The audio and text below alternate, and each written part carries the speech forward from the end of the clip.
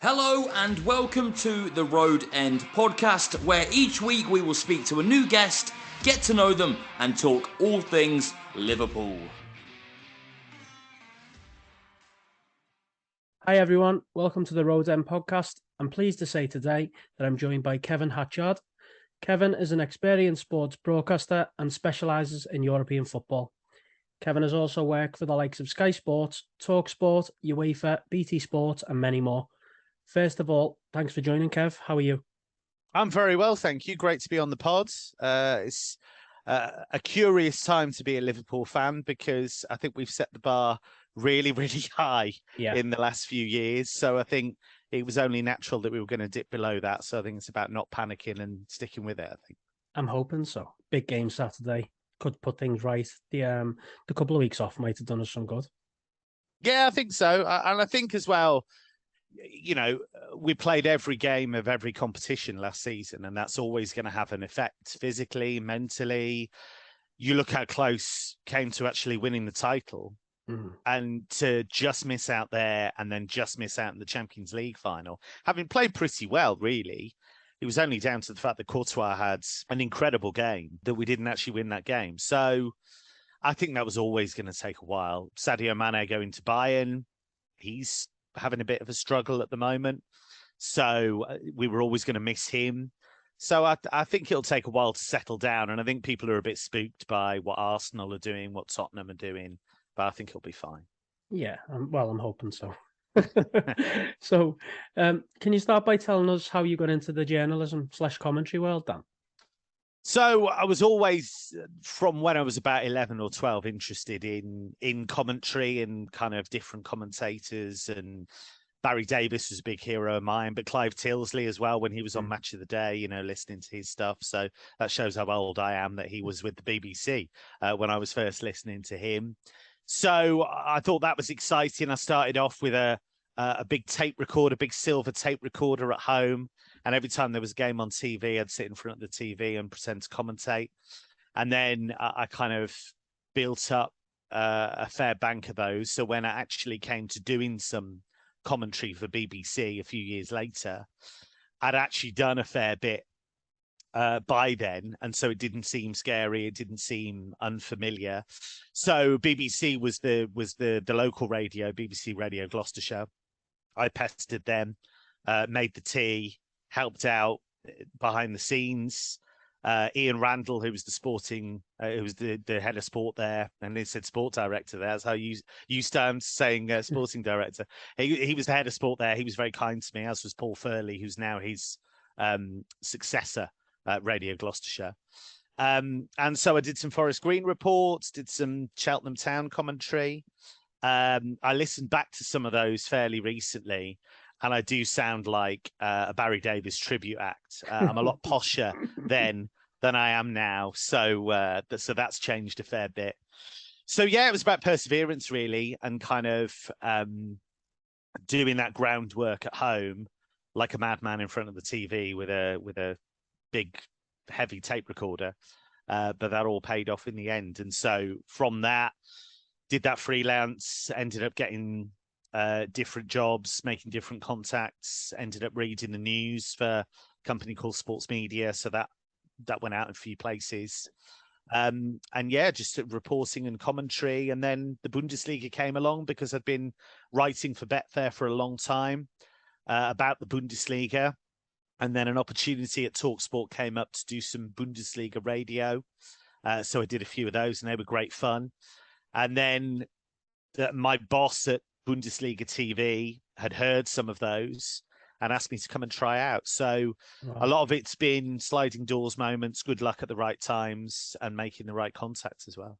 You can obviously hear the passion in your voice when you talk about it, which is why they approached you in the first place. Yeah, well, that starts it. I mean, you've got to have that kind of passion for the sport, but also passion for the kind of craft of commentary to a certain extent, because, you know, it does take a fair bit of work to improve. I'm not the commentator I was when I started. You know, we all change. We all pick up bits, get rid of bits that we don't like anymore. We change how we prep games. You're looking at a whole day to prep a game sometimes. And so, yeah, I think it's all part of that process of evolving, really. But there's a lot of work that goes into it. It's a great job. I mean, it's an amazing job. I'm very, very fortunate to do what I do, but there's a lot of groundwork goes into it. It's obviously very unsociable hours as well. Yeah. So you need very patient family because you're away pretty much every weekend, apart from a couple of months in the summer. So, yeah, I still love it. I still really, really enjoy it, even though I've done, probably over 1,000 games now down the years. The Steve Bruce of commentary, over 1,000 games. Well, yeah, maybe something like that. Something like that. Hopefully a little bit more popular than he seems to be these days. Yeah, definitely. Let's start the obvious. At the moment, there's big rumours about Jude Bellingham, and, there's a reason why. So for the next 10 years, I'd say he's anyone's midfielder and everyone builds around him. Now, the big link with Liverpool is that seems to be happening. Now, I don't want to get ahead of myself and I don't want to get people ahead of themselves, but what do you think on that? Do you think there's any chance in it happening, or do you think the likes of City and Real Madrid have got more of a chance? No, I think there's a chance, definitely. I think he's very taken by what Jurgen Klopp has done. I think he's very impressed with Liverpool as a club. I think he's somebody that understands the connection between fans and players. He understands that at Dortmund. He's really taken that responsibility on board. He understood it when he was at Birmingham. You don't, at the age he was when he was at Birmingham, get your shirt number retired and have a big mural of you up on the wall, which I've seen many, many times because my in-laws are in Birmingham. So I drive past that a fair bit. And it just every time I see it, it reminds me what an impact he was able to make at Birmingham and how proud they are of what he's done. And having gone to Dortmund and made that leap like Jadon Sancho once did, like others have now done, Tammy Abraham in Italy, Fikayo Tomori in Italy, having done that, he's actually become a really important player at the football club very quickly. And so I think Liverpool are one of many clubs who are interested, but I don't think many will have quite the same pull. I think Jurgen Klopp is still a really, really big factor in players' decisions when they want to go somewhere. I think it's interesting how fondly he's spoken to Jordan Henderson as well, actually, and the relationship that they have through England duty. I think he's been very impressed by what Henderson's done for club and country. And I think he can see himself doing something similar. Real Madrid, I think, they are future-proofing their midfield. They've already got Valverde, Tchouaméni. They've already got Camavinga. And Luka Modric at the age of 306 is still there, playing everybody off the park. So I think they'll be in the mix. I think any club that's got any kind of ambition will be in the mix. But he will be very choosy about where he goes, and it won't be about money. I'm pretty sure about that. He's still very heavily influenced by his parents, which makes perfect sense. His father's still very, very influential in terms of anybody who wants to negotiate with Jude Bellingham is going to have to talk to him. And I don't think that's necessarily a bad thing. And I think they've steered them pretty well so far. Not only him, but his brother Job. And I think Liverpool are definitely in that mix. It's not a done deal by any stretch of the imagination, but Liverpool are at that party. Good. That is exactly what we all want to hear. Yeah, and look, I think he's a player that, regardless of whether he joins Liverpool, England fans should be very excited about him. Yeah, because he's very intelligent. He understands the role that he plays. He's happy to take a knock. He's happy to get into contact and win free kicks, and he'll put his body on the line. He's humble enough to know he needs to improve, but he does it all. I mean, he scores goals, he can make goals, he breaks up play, gallops forwards, and he's still got a lot of room to grow. So there is a reason why he'll be one of the most exciting players next summer on the transfer market. But it's worth bearing in mind, Dortmund don't want to let him go. And he has said repeatedly that he wouldn't necessarily push for a move. So we'll see. Yeah, so it's obviously going to demand a fee in excess of 100 million. However, I'm seeing rumours that Naby Keita could be going the opposite way to Dortmund. Is there any truth in that, do you think? Or is that just a bit of rumours because it fits the bill? Yeah, I think I'd be very skeptical about that, to be honest, because those swap deals don't tend to happen too often anyway. Obviously, we don't know what's happening with a new deal potentially for Naby. I think it's a real shame that it hasn't quite worked out for him in the way that I hoped it would. I've seen him a lot in Leipzig, and when he's fit and on form, and we've seen that in a red shirt many, many times, he's a terrific player. Very positive, you know, scampers forward, great eye for a pass to break the lines. Really, really exciting player.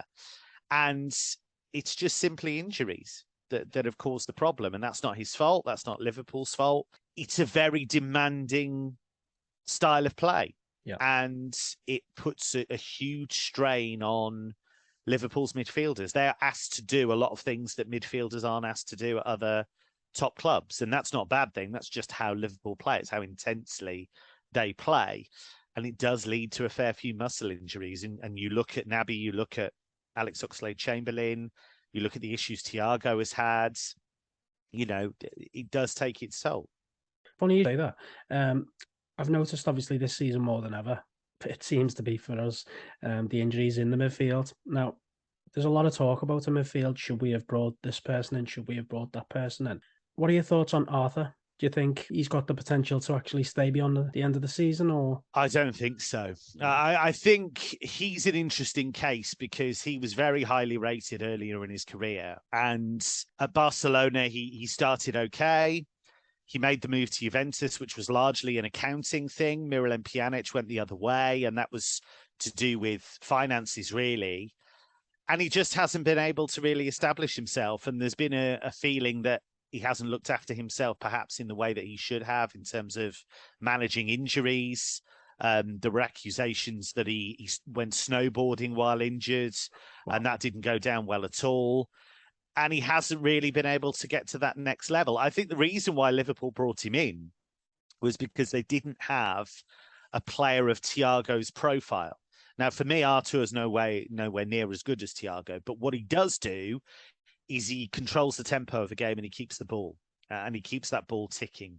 So I think that's why they brought him in.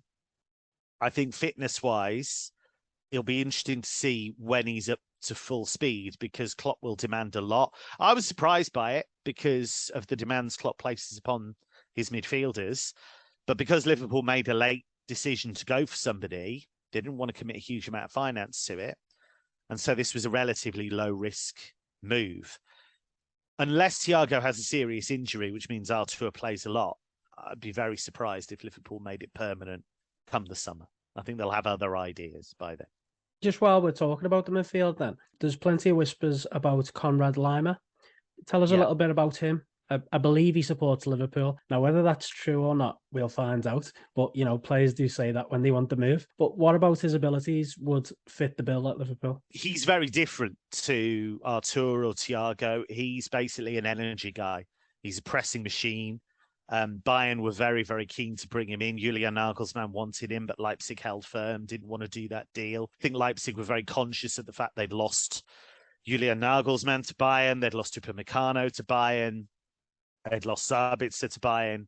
So they didn't then want to lose another player to them because it would weaken them and strengthen Bayern. He's a player that I think in any kind of midfield that demands energy and demands physicality, he is the guy you want because he never stops running, never stops pressing, never stops putting his body on the line. He can play, he can pass the ball, he can score goals. He's got a brilliant shot on him from range. So again, I think Liverpool would be in the mix. I think Bayern are always going to have that pull because Nagelsmann has worked with him before, but maybe by the end of the season, Julian Nagelsmann won't be coach anymore. Who knows? So we'll see how that develops. But certainly he's a player that if Liverpool signed, I think would be a perfect fit for what they do. Interesting to hear that, because what you said in terms of pressing machine, I think that's what we're lacking in the midfield at the moment. Over the last 6-7 years now with Klopp, that's what we've been known for. Pressing. And in the field, I think the legs are starting to feel a little bit now, so that would be perfect. I think it has changed. I think if you look at what Klopp's done at Liverpool, I think there's been an evolution. I think it started with that kind of fast and furious style. And it overwhelmed teams. But I think he realised that if you're going to win things, you're going to have games where you play with control. Yeah. And I think that's a big part of what he wanted to do with Thiago.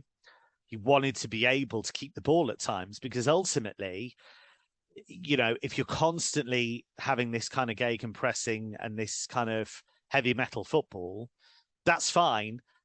But what it does two things. A, it wears your players down over the course of the season. But the second thing it does is it makes games chaotic. And it means that there are going to be ones you should win that you don't win, because, you know, the game's wide open and you end up being in a 4-3 and you end up losing it. So, and I think actually the validation of that change was the fact that they nearly won the title last season with a ridiculous points total, because they have been the only club recently that's been able to live with City. And the way you do that is by winning consistently, and you can only win consistently, really, if you've got a way of controlling games. With Thiago, obviously he's made the move from the Bundesliga, and he has had his moments where he's been in and out the side due to injuries, but it just shows when he's in that side, what a player. Yeah, he is so good at what he does. And what he does is very specific, because it's about moving the ball, stretching teams, protecting the ball. I mean, he's willing to go into challenges as well. He's quite tough, Thiago. I think people don't probably talk about that enough. I think they see him as just a kind of artist, really. But he is the guy that will tire the opposition, and he will keep you in control. And if Liverpool could keep him on the pitch, I think he'd be one of the first names on the team sheet. For any Liverpool fan, I think we all agree in terms of one of the first names on the team sheet, because when he plays, he just gives you that extra bit of midfield that we lack, that creativity, the brain, the engine, the toughness, as you've said. It's very underrated, because he does throw himself into quite a lot of tackles. And when he does that, you know, the little moans and groans thinking, calm down, we need you in this team. I think the thing with him is that, you know, they've got a nice balance in there. If you've got him in there, and you've got Fabinho in that midfield as well, breaking up play and doing all the dirty work and kind of looking after Thiago to some extent. You've got the passing range of Thiago. You've got the ability defensively of Fabinho. And then when you've got Henderson in there as well, that allows Trent to do his thing. Yeah. Because Trent can break forwards. Henderson will make that move out towards the right-hand side and cover him. And I don't think Trent's always the same player when Henderson's not in that team, because it doesn't quite work in the same way. That said, I'm all for bringing through Harvey Elliott and Carvalho. I think that's fine. And I think actually I was with Klopp in the sense that, is there really much point bringing in a kind of mid-range player to fill the squads when you can give minutes to those two? But they are by nature more attacking players. So then that does put a lot more pressure on the likes of Fabinho to do that defensive dirty work in there. So just a quick chat on Trent. We won't dive too much into it because we already know the situation. But what's your thoughts on the couple of weeks with England and the way it's sort of fizzled out? I think the England thing's difficult, because I think he plays in a very, very specific way for Liverpool. And the way he plays for us is not the way that he's going to play for England, because England play a more conventional fullback or wingback. So there's kind of plans in the Liverpool team that allow him to do what he does. And sometimes he'll pop up in the centre of the pitch and be playmaking from there. Now, Gareth Southgate by nature is quite a pragmatic coach, obviously. And I can understand why he doesn't want to do that, because you're then changing the way you play for one player. Mm-hmm. So, you know, we're massive fans of Trent. There's no Liverpool fan, I don't think, who isn't, who actually watches the games. But I think, is he a conventional fullback? No. Is he going to defend well enough for you when you really need him to against the best wingers in the world? No. Because he's not going to have that same structure with England. So I think it's one of those really unfortunate situations where you've got an incredible footballer who gets used to the maximum by Liverpool, but England just don't really know how to use him. And I don't think that's even necessarily Gareth Southgate's fault per se. I think that's just an unfortunate consequence of the situation he's in. It's maybe an unfortunate situation for him because he sort of looks like he could be that central midfield figure, but he's too good and he to be a right started wing there, back. didn't he? Yeah, I mean, he can play there. I think if you put him in there for Liverpool, it'd take away from what he already does. I don't think there's a need to put him in there because Liverpool have the structure in place to cover him. Although he still does have to defend, and against Napoli, he didn't do that, and he can look a little more lax defensively than he probably should be at times. So I think he's got improvements to make, and I think he knows that.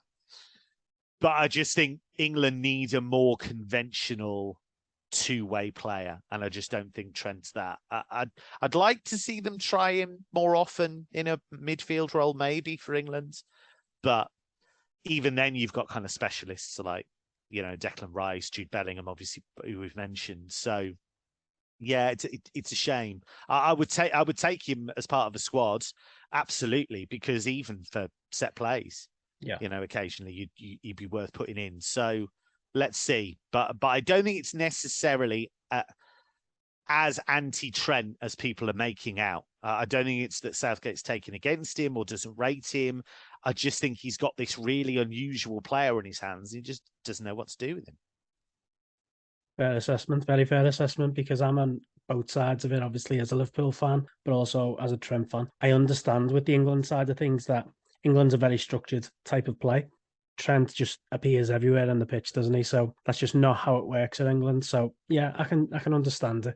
I'd just personally like to see him have a couple of weeks off. Yeah. Well, that's an interesting point as well, because there'll come a point where if he isn't involved, he is going to have to stop picking him, because if he's going to keep picking him for squads and he's nowhere near the team, then there does come a point where either Trent says something or Klopp says something, or there comes a point where it's like, well, actually, is a point in going. Moving on to Liverpool. You're a Liverpool supporter. What's your earliest memories of being a Liverpool supporter? So people won't get it from the accent, but I was born in Liverpool and my whole family's from Liverpool. I went to Anfield for the first time when I was 5. We lost at home to Leicester. I complained it was too cold and too loud, and I wanted to go home. So it wasn't the best of starts, to be fair. But I remember the only memory I've got is the noise. That's the only memory, because I obviously was very little at the time. Yeah. So the only memory I've got is the noise, which was extraordinary, really. And so my dad went all over Europe following them. Went to the Borussia Mönchengladbach final. Went to the final against Bruges at Wembley. Wow. So he followed them all over Europe.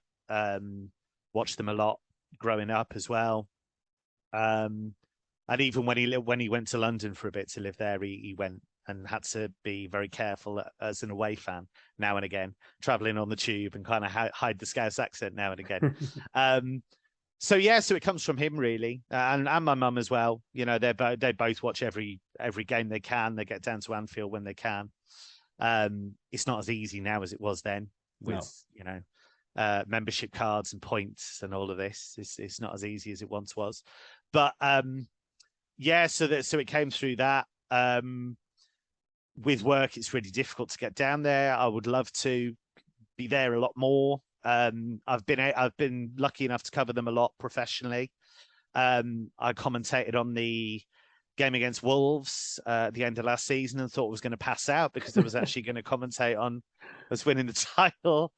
My heart was pounding. Second half, where there was a spell, I think we all thought, oh God, this is on. We're actually going to do it. But sadly it didn't work out that way. Yeah, it was a bit like it kind of just takes you. The game that happens with a lot of commentaries. It just kind of takes you really. And I remember one of the games that I did work on that I remember was when we were pushing for the title, and it was Tottenham away, and Pavlyuchenko scored the winner late on, and I had to, as a neutral, scream Pavlyuchenko's won it, while inside completely crushed.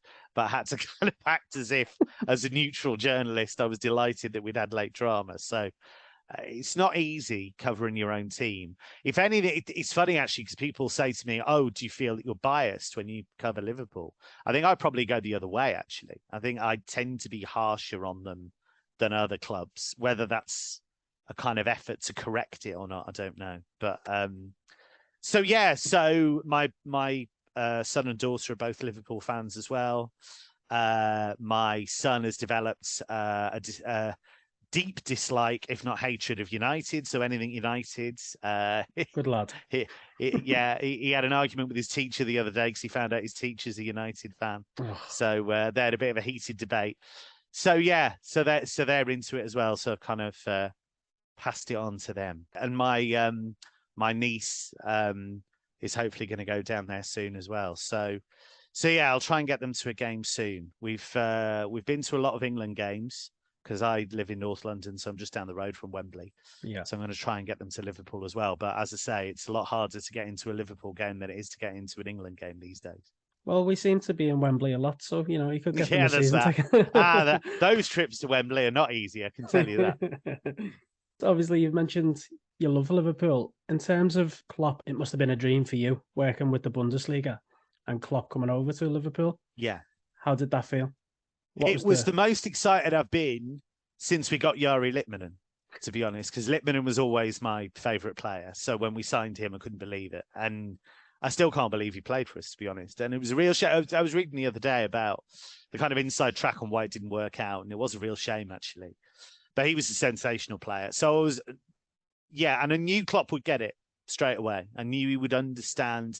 Because the thing is, if you look at Borussia Dortmund, if you look at that whole area, it's based on industry, it's based on the mines, it's based on working class values, Borussia Dortmund, based on the Ruhr. And he understood that, and he understood the fans. He understood how important it was to get the connection with the fans.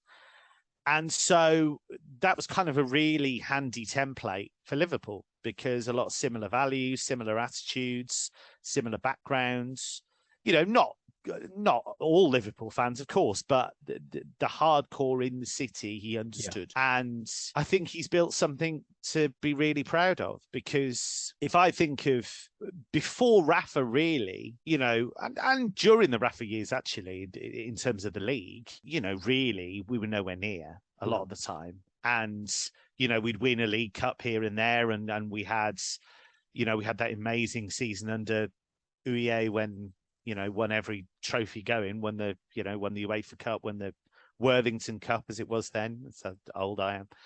And the FA Cup as well, that amazing Owen performance in the final against Arsenal. Yeah. Stefan Oncho with a brilliant goalkeeping performance, as I remember that day. A couple. Yeah, we're happy with that. Yeah, we don't mind that. But we weren't in the mix for the league, really. Well, once or twice, but not really. To have done what he's done is amazing. There's no way, if you looked at it objectively, there's no way we should be mixing it with City in the way that they are. When you think of what they've spent and what we've spent. And I know people roll their eyes and go, oh, they're going to talk about net spend now. But it's true. Liverpool's, the way they've run the club, the way they've maximised what they've got, the way they've made really smart signings, when they have spent money. It's worked out with Alisson brilliantly. Obviously, Van Dijk's been a brilliant signing. Diaz, everybody loves. Yeah. And quite right too. And I think Darwin Nunez will come good. I think, he gets a lot of stick at the moment. Everybody's really angry about the red card, and every mistake he makes in training seems to go viral at the moment. But ridiculous. He'll come good. He'll come good. So I think they've gone about things the right way. And, to reach the Champions League finals that we have, to compete at the top is crazy, really. When you think that all the money United have spent, and we've been light years ahead of them, more often than not. So, yeah, amazing, really. We asked our guests to choose their ultimate five-a-side team who they've seen live playing for Liverpool. Let's find out what they said. To finish the pod, as I mentioned beforehand, we choose an ultimate five-a-side. That can be players for Liverpool. It's all Liverpool. Yeah. So what you've seen live, fire away.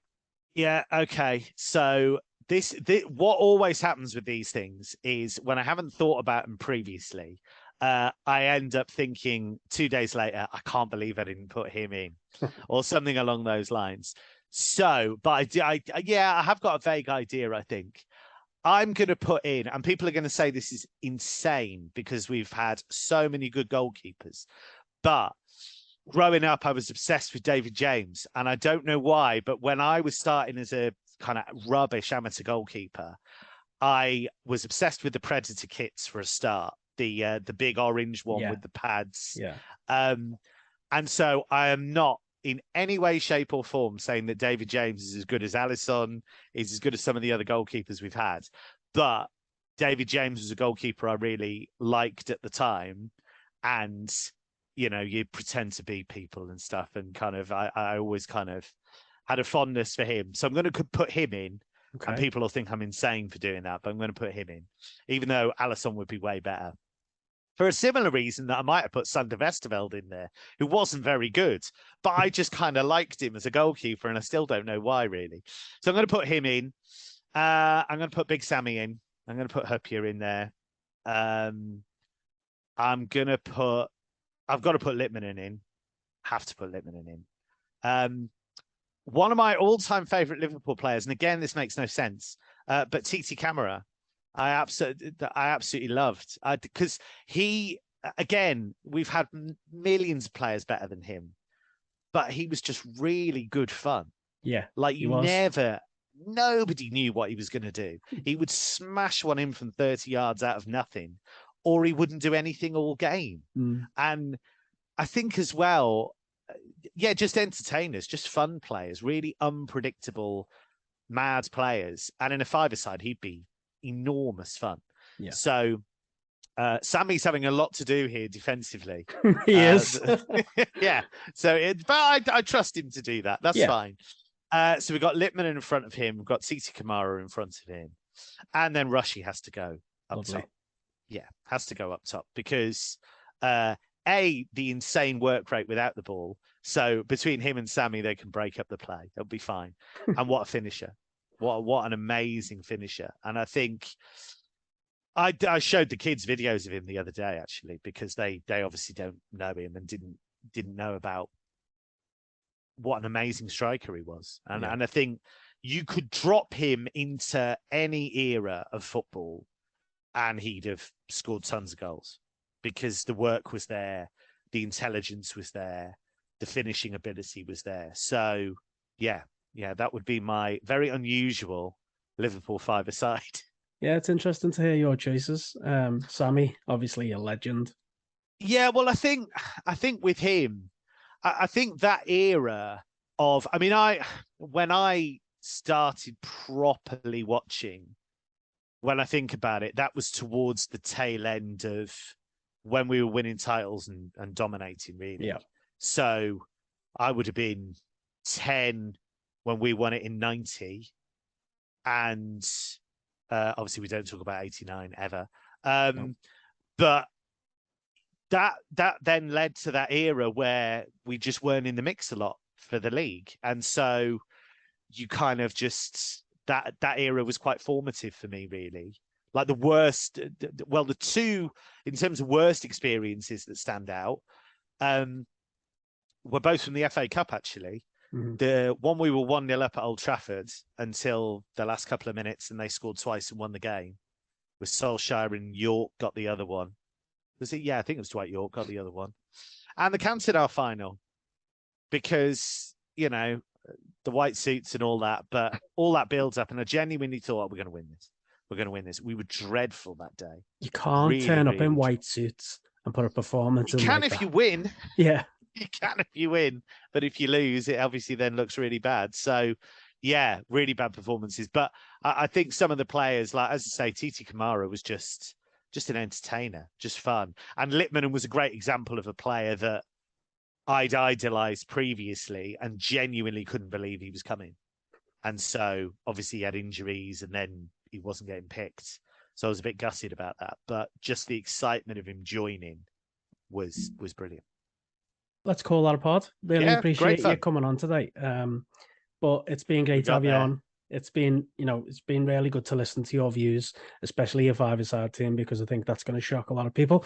But me putting David James will shock a lot of people. But again, I think it's about it things like that are never about who the best five-a-side team is, because half of my team wouldn't get in.